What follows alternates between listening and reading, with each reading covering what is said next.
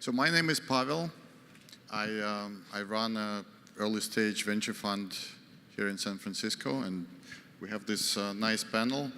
So I guess my role here is just make sure you ask provocative questions and make sure you respond in a timely manner, okay?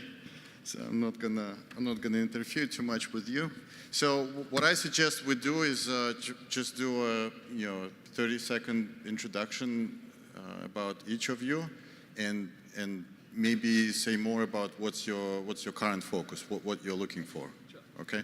So I'll start. I'm Pavel Churakov. I run GVA Capital and also Mindrock Capital. So these are management companies focusing on, if you can call this traditional VC, like self-driving cars and AI, but recently joining the blockchain space as well.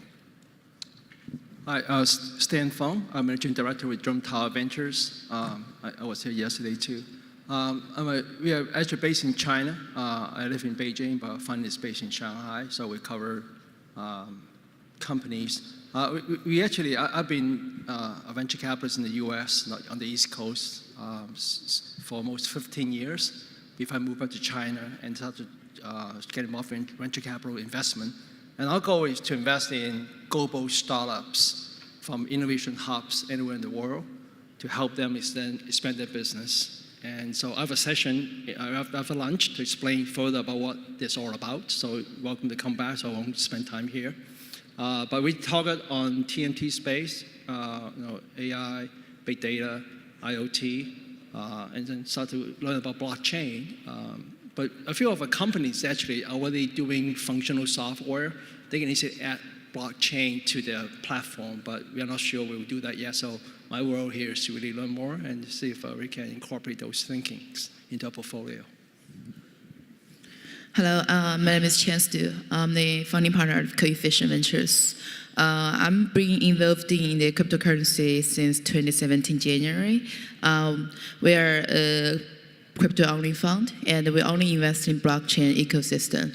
Our portfolio including Filecoin, Radar Network, and OpenZipling, and Orbit, Sounder token, and a bunch of infrastructure-focused tokens. Also, we do a lot of incubation and advisory.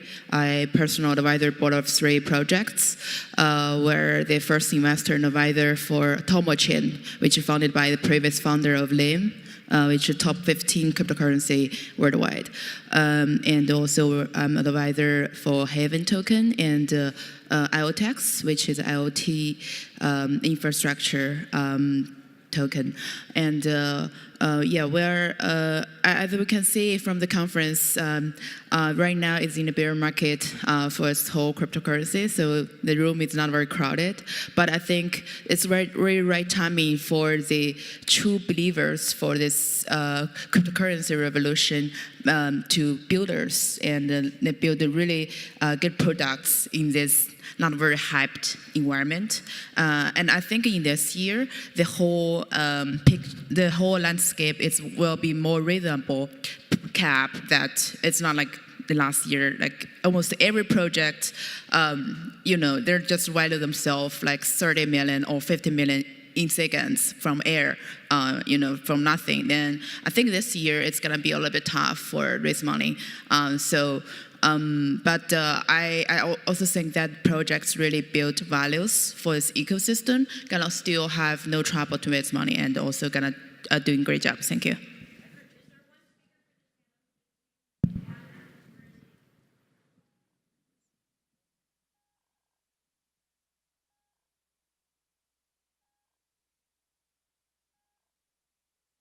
All right, good morning, everyone. So today I'm the controversy token because we don't invest in ICOs or crypto. So I will be bringing a bit of controversy to this panel. I'm Estimo Adi. I run Mighty Capital, which is a venture firm that invests in companies that have already reached some level of traction. What we offer to them is something really unique, which is access to hundreds of thousands of early adopters that are potential customers and potential hires. And I'm Curtis Feeney with Silicon Valley Data Capital. I used to have a doctor who went to Harvard Med School. He was nothing like this other doctor that we just saw. And I'm thinking that maybe that was a good thing. And what we do is invest in early stage enterprise software aimed at the Fortune 1000 because they are all trying to respond to what's Google and Amazon and the rest of the post-internet world doing to us with our legacy systems. And blockchain's an important part of that. And we've had a half dozen investments that were acquired by Fortune 100 companies for their data analytics platforms, machine learning, data science, and data science consultancies. And these have given us a half dozen Fortune 50 entrees into what are these enterprises looking for in data science and data analytics and blockchain. And it's particularly interesting in a couple of areas like the insurance industry or the utility industry, any industry that has centralized command and control legacy architecture that could then be, over time, moved into a new architecture where you distribute the intelligence, the encryption, the transparency out to the edges. So we're very interested in that and invest in, as I said, early stage and A-round deals. Great. I think we have a very good mix here of crypto versus traditional venture investors. So my first question to you, do you think that venture assets are on fire now with what's going on in terms of the changing business model and how startup founders raise money, or you think we are safe? I mean, we meaning the venture guys are safe. Let me just start with some comments on it. It's an interesting question. I've been doing venture capital since 1990. When I first joined the industry, there were maybe 4,000 people nationwide in the US, and it's just nothing existing in overseas countries. And it's now global industry, probably 50,000 people doing it, 10 times more capital, chasing deal ideas that probably have gone up maybe double or 3 times. So if you look at the ratio, there are more capital chasing similar ideas now globally. So I think there's really limitations in terms of when we look at deals, how you pick up the outstanding ideas for the next wave of big companies is tougher. It's tougher to do. Now, luckily, in the same time, the technology-based and the user-based, the entrepreneurship programs around the world is expanding. So we've got more sources to source ideas. So that's why we expand, at least myself personally, instead of just doing US-based venture capital, I went back to China, or I originally from Hong Kong. So I moved back and started to create the idea of global startup venture fund. I'm sorry to interrupt you, but still, the answer is the life easier or harder for venture investors now with the crypto world emerging? Well, it's always hard, never easy. It just makes the selection process a lot more difficult. Okay. So because it's a new area, so. So I'll You go first. I'll say that venture capital is an industry that's completely closed off, completely elitist, and so it's absolutely not safe, and thank God. I think it's being disrupted in many, many ways. The funds that I see really at risks right now are the funds that are huge and providing essentially dumb money to their companies because they're accountable for so much returns from their investors, and they add so little value to their portfolio companies that it's going to be very difficult for them to generate the return that they're on the hook for. I think that they're at risk, particularly from some of the blockchain stuff, although I'll let my obviously brilliant colleague right here talk about that more. I also think that there's a lot of room for disruption in the venture community coming from a new type of ecosystem, and blockchain is one of them. The one we're creating with Mighty Capital is also one of them, which is a lot more about expertise, connection, ecosystem, networks, than it is just about money.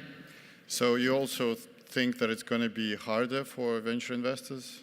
I think for the incumbents, the kind of old boys network, closed club, we have money and we're going to kind of make our own decision in our small little, ivory chamber. Yes. Okay. Chance? I think before I all in blockchain, actually, I was an angel investor for equity investing in AI and machine learning, and I do some blockchain equity investing as well. And also right now, we're our fund, Coefficient Ventures, we focus on the whole blockchain ecosystem, which means we invest in token, a majority in token, and also we invest in some in the equity side. And I think it's a good calculation actually. For token fund, actually, most of funds are focused like the exit period is like from 1 to 3 years. So compared to traditional venture capital, which is 6 or like even like 10 years exit period, it's very short-term focused. I think venture capital still have a lot of rooms here because they're very used to like long-term focused. So like some projects that maybe you cannot see the progress, short term, may be very fit for with venture capital money. And but for crypto also very good because they give a lot of pressure for projects. You have to deliver what you promised. If you didn't, then investors got sell your tokens. So they have very you're saying it's more competition and it's good, right? Yeah, I think it's good. Who do the good job? Who remains in this game? Okay.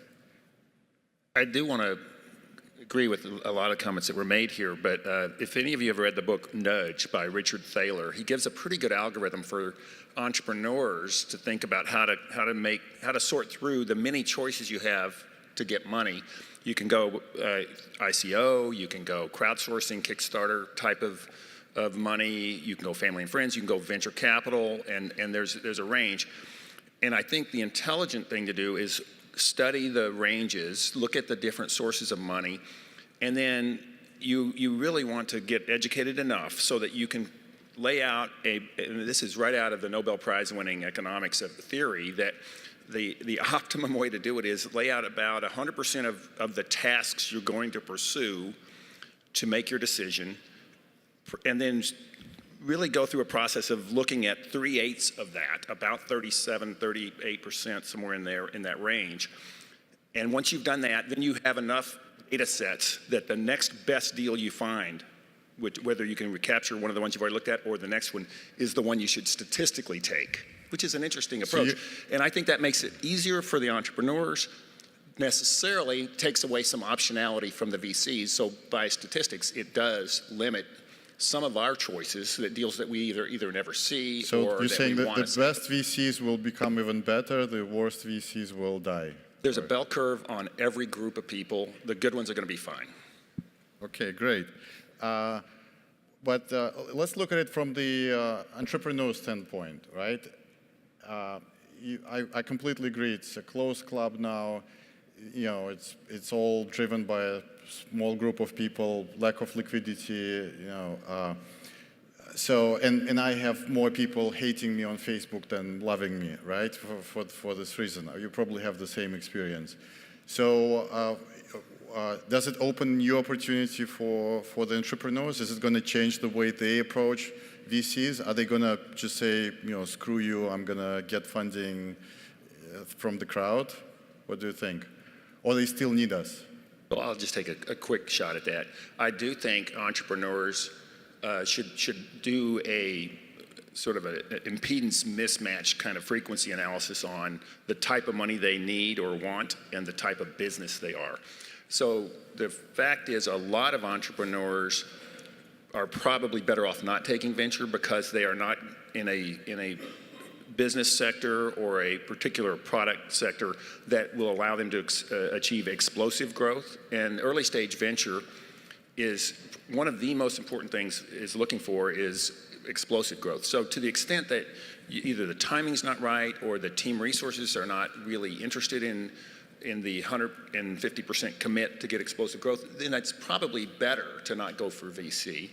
And then I do think that there's easily a half dozen different choices of money that they should explore, analyze, and one good, and some people like it, some people don't, but I think a very good model to look at is how Y Combinator looks at deals. And they sort of have gone to almost one model. They come in and do safe notes and...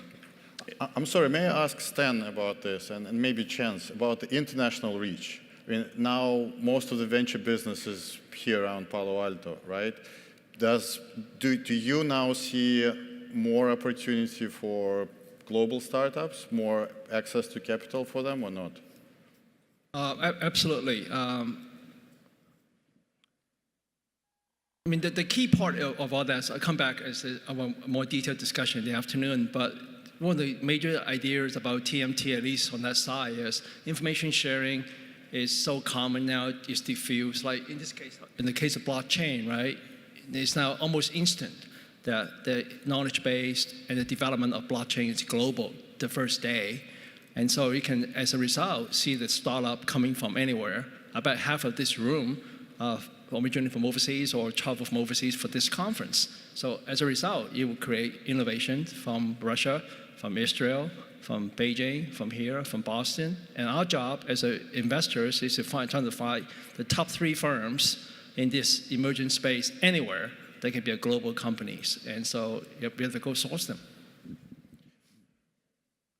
I think for blockchain specifically, it's very distributed. So basically, we made 25 investments, but I think we only take in-person meeting for maybe 20 or 30% of the startups, which means like 60 or 70, I just get a phone call and we make the decisions, do the investments. Because blockchain enables this transparency. So when we look at the team, we look at the founder, the teams, and either like allow them before, because in blockchain actually, especially the good blockchain engineer developer is a very small community. If you have this kind of a good quality engineer team, we can know one person, then we can ask for other people what the quality looks like, their products. And also if they have a tested already, if they have good community engagement, then all you can tell actually remotely. You don't need to meet in person, like just to take a meeting, fly to Europe. That's actually how blockchain enabled. It's a little bit different with traditional venture capital. So I think it's actually good for global startups. As we know before, in venture capital, Silicon Valley is kind of in the hub, right? Not many, all the startups founders could come to Silicon Valley, get the money from Silicon Valley. But right now, you could be anywhere in the world. You could get the top tier venture capital money for blockchain fund like Polychain Capital, and also embracing that if you are good enough, they can just fund you. And as us, also we're searching deal. Even I'm personally based in San Francisco, but I accept every deal from everywhere. So just focusing on products, do great tech, good build tech, very good products. I think they good money and smart money can fund you. Thank you, Chance. So if you're going to get venture money, I think you need to choose your poison. There are sort of 3 kinds of investors, venture investors.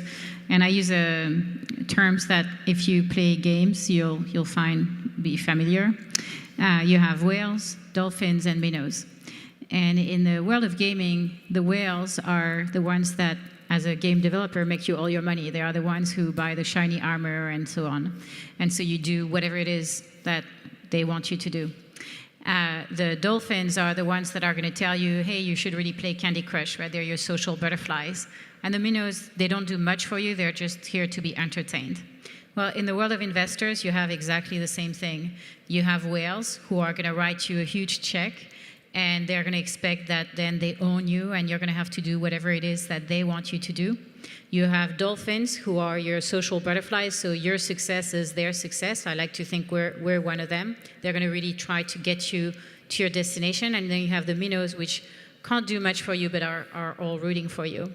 And when we look at opportunities in blockchain and crypto, we see that they can be effective in the first 2, in the whales category and in the dolphin category. The whales category because the scale of investment that can come from an ICO or such can disrupt the ecosystem of whale investors very effectively because, frankly, that huge check comes with very limited value.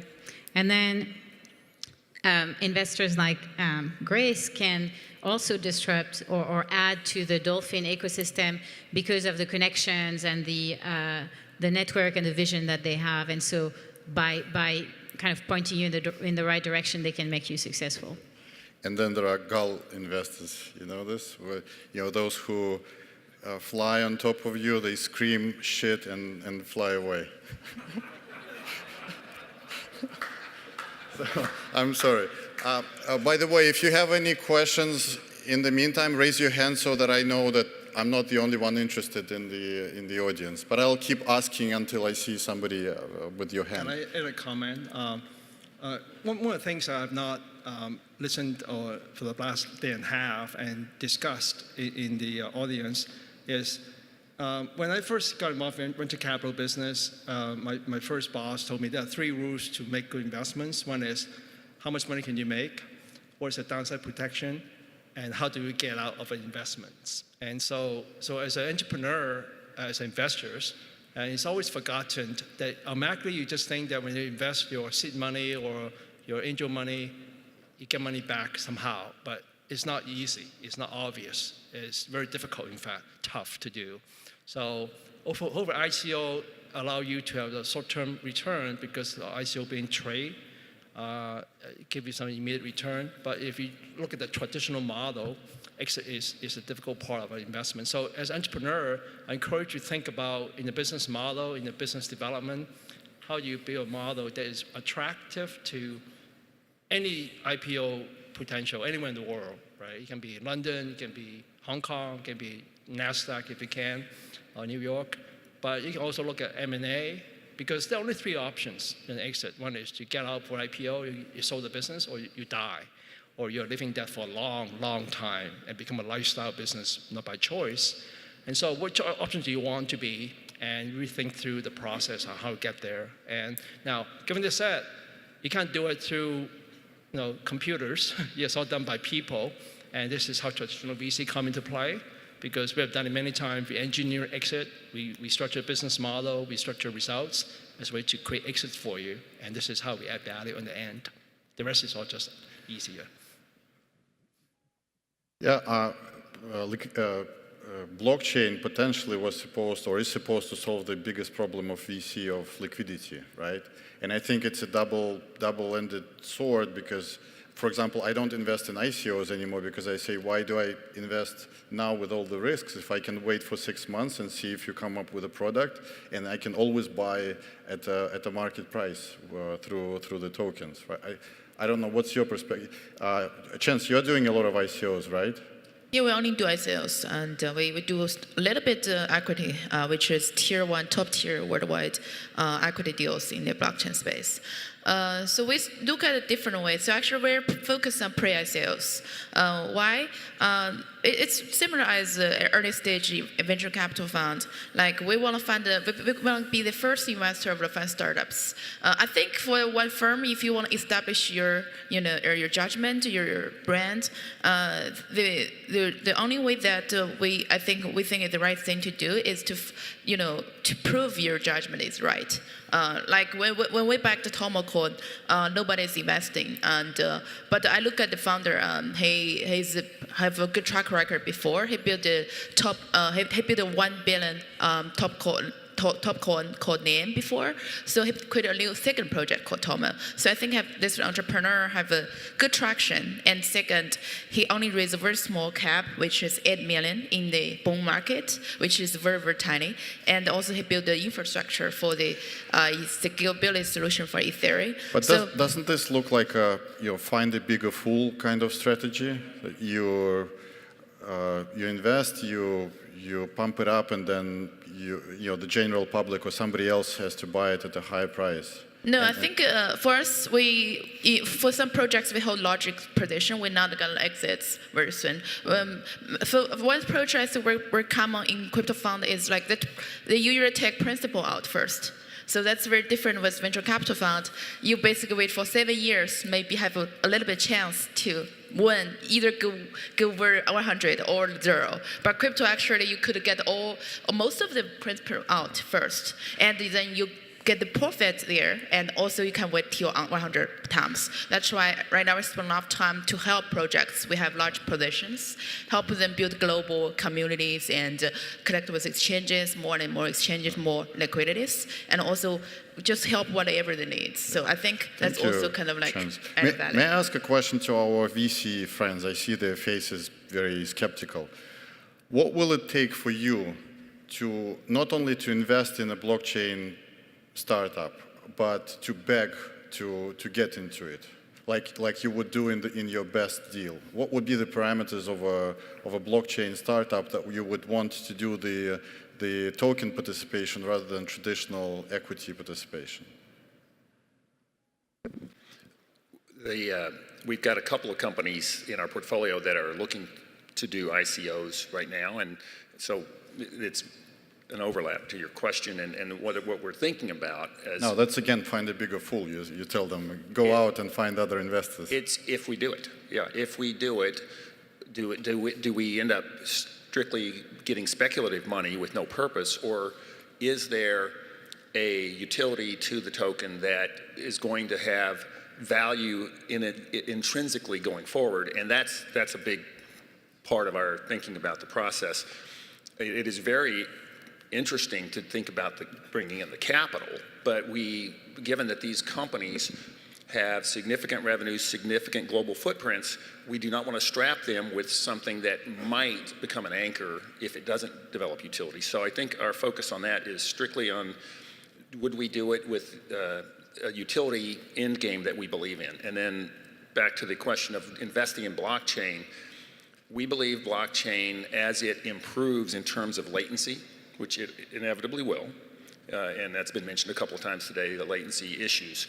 As it improves in latency and becomes more and more established as an architecture of choice for transparency, distributed, encrypted transactions at the edge, we believe it's going to be important in many industries, and one of the most important things we're looking for to make that investment is the quality of the team and the quality of the technology. Yeah, this is general bullshit. We all say this. Give us something but, more. But give us the idea that you're looking for now, something that you cannot find. No, I have good bullshit, so it's good bullshit, though. I'll help you out. Actually, I'm a computer science major from UCLA, so I'm not novice, non-technical person. I lived through all 5 generations. I worked with IBM, so mainframe to distributed to desktop to mobile. Now the 5G generation we are in, right? So we are very smart. We just create the same software 5 times over in 5 generations of platform. Now, it does make a difference because every time you go from one platform to another, there's a reason why you move, right? So if I take the recent example that most of you are familiar with, so go from Oracle to SaaS, right? There's a lot of reasons, right? You know the reasons. If you don't, explore it. Now, go from SaaS to blockchain, there should be reasons. So for us, we look at the reason why a business is attractive to begin with is to address a market problem.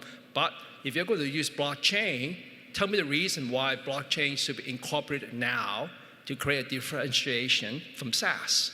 If you can convince us why it should be incorporated, then you should.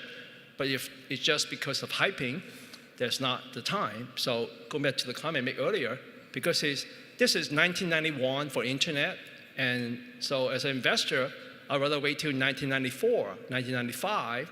The internet platform is more established, more concretely designed, all the function available before I incorporate into it, because otherwise you will redo it again in 3 years. Are you saying that nothing will excite you now?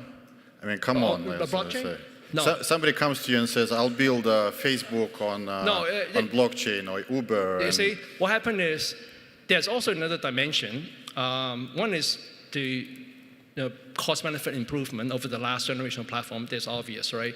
But the other interesting thing is every time there's a new platform, there's always new application you can create from it that you cannot do before. Now, without mobile device, there'll be no Uber, right? There'll be no Airbnb. Without the inflection point of crowd in 2004, there will not be a Facebook. All the people lost because there's not enough scale. So I think there are some unique type of applications you can now do that you cannot do before with blockchain technologies. Now, I'm not smart enough to know what that is, and that's why we count on you guys to create it and find me. Thank you. Find us. But to your point, we believe right now that this is the MySpace era of the space, and we're actually waiting for the next wave, which is, we hope, going to be the Facebook, LinkedIn, Twitter, and so on era. So for us, just because of how we invest and the stage we invest in, it's a little bit early. Reasons we believe that is lots of signals such as poor performance, security, and privacy, and fraud issues. So in terms of when we invest, because of our thesis, which is a relatively later stage, we're going to wait for the next wave of innovation to come before we place our investments. Now, when that comes, will we invest in an ICO instrument? It's very unlikely. We don't even do safes, Curtis, sorry. We form long-term relationships. We invest in traditional notes and equity rounds. So it's unlikely that we'll do an ICO investment. And I do want to mention there's a couple of spaces that we've taken a hard look at and seen some very good companies that had things changed a little bit we might have invested in. And one was in the AML space for blockchain. Email? So not email, but anti-money laundering. AML. So Okay. that's an interesting enterprise view that the large banks in the world are very interested in, and a company called BlackSeer was very good in that space. We were talking to them. They ended up getting acquired and going into a public data mining or crypto mining company. And the other one, BitGo, which does the triple authentication. So these infrastructure plays that are going to help arm the blockchain for enterprise are very interesting to us. So you're thinking really we are in like 1992 and it's all about building infrastructure first before moving into applications, is that right? May I ask you a very quick question because we're running out of time? Yeah, just last question before we turn to the audience for the questions. Just very quickly, if you have a choice, equity, tokens, or a mix, what would you do? What's your ideal deal structure? Voting share equity. 80% tokens, 20% equity. So we do just equity. It's just equity, right? Equity. Equity. Okay. Good. We're owning crypto funds, so. So you can see we have a great mix of the whole spectrum of venture investors here on the panel. So it's a great chance for you to ask your questions. Yeah, raise your hands and take the mic, okay? So you mentioned 3 forms of exiting, but the blockchain actually performs a 4th form of a potential value. And that is if a service is rendered or otherwise, similar to a blue chip stock, you can get your investments back faster, and actually it can contribute to you wanting to stay in the blockchain longer. That's the whole entire incentive of a token, theoretically. Now, there's not a good implementation of this yet, but that's why investors want to invest. So what's your comments on What's your question? I'm curious, like you said there's 3 forms of investment, but it seems like you're missing why people are investing in tokens to begin with. It is partially to get their money back out. There's not a lot of tokens right now that are paying investors back out in the revenues that they're receiving. But if you have a token that is that something that you would invest in, theoretically? I think it's just that you need to be a good investor and smart investor to pick the projects actually could get your money back. From now on, all the investments we invested, we have a bit.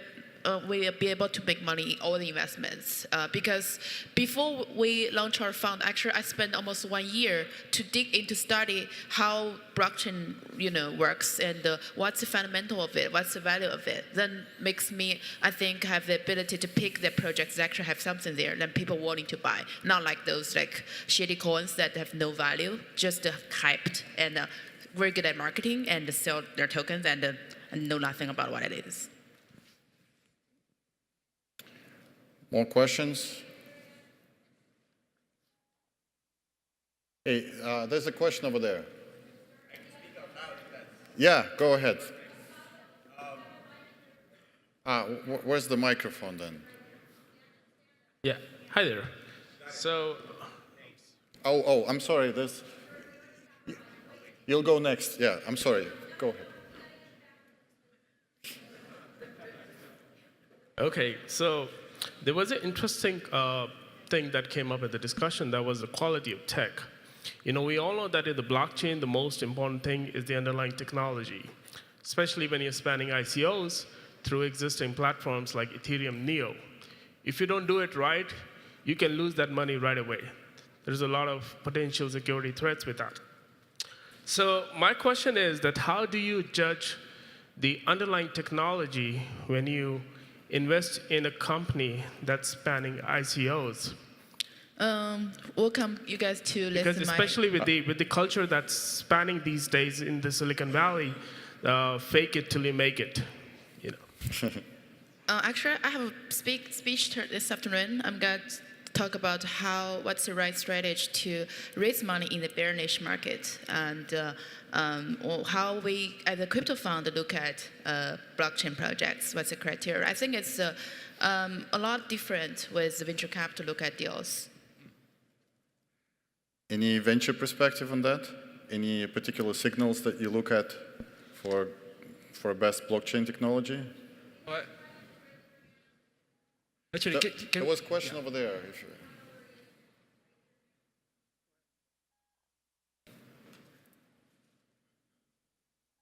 I have a question.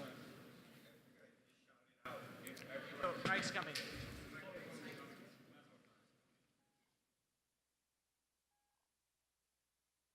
Thank you. I was talking to a venture capitalist mentor of mine for about 7-10 years now, just last week, and I asked him flat out what he thought of blockchain, and he came back and told me, you know, I don't care. I just look at it as plumbing as much as Hadoop. And what Hadoop did for big data, we see blockchain being able to do for other things, but that's the extent to which we're excited. Do you share that assessment? Do you see blockchain as purely plumbing? Let me explain what that is. So internet was created just by having a pipe, right? So along the way, all the applications that got built over it has in it all the function of securities and ledgers. So as time developed and individual firms start to build their own, the next generation, which is what we are, distributed network, data sharing on a distributed platform, all this function will be extracted out to another layer above the internet pipes. And this is what blockchain is all about. And it's not 100% completed. So Satoshi was smart enough to create these two functions, now the ledger and smart contract. But there, as you all know, there are probably 10 other things we need to finish the layer above which we now have vertical apps. So we're at this stage right now. The other piping that is needed for that layer need to be structured before we can now rebuild the application. So it's not just piping, it's really functional layer above the infrastructure layer.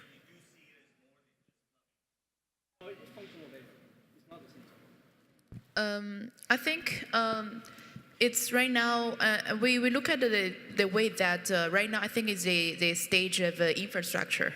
That's why a lot of crypto funds actually focus on majority in infrastructure. What infrastructure mean? That means they build the infrastructure for blockchain industry.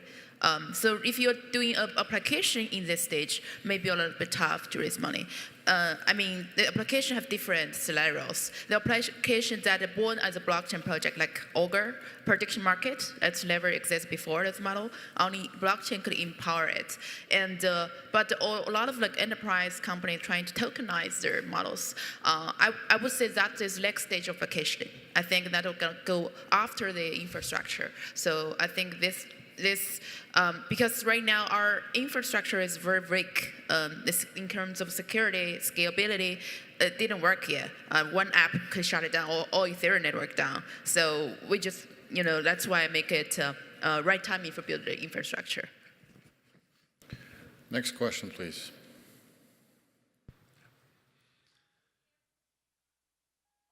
So you guys have talked a lot about the technology and how early it is and how undeveloped it is, and you don't want to invest because of that.